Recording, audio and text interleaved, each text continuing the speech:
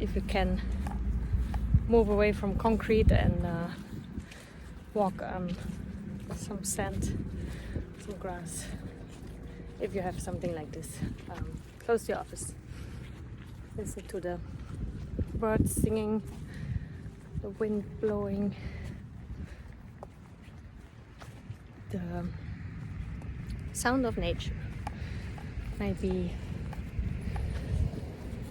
connect to your own heart, your heartbeat. It's very easy when you're with a horse to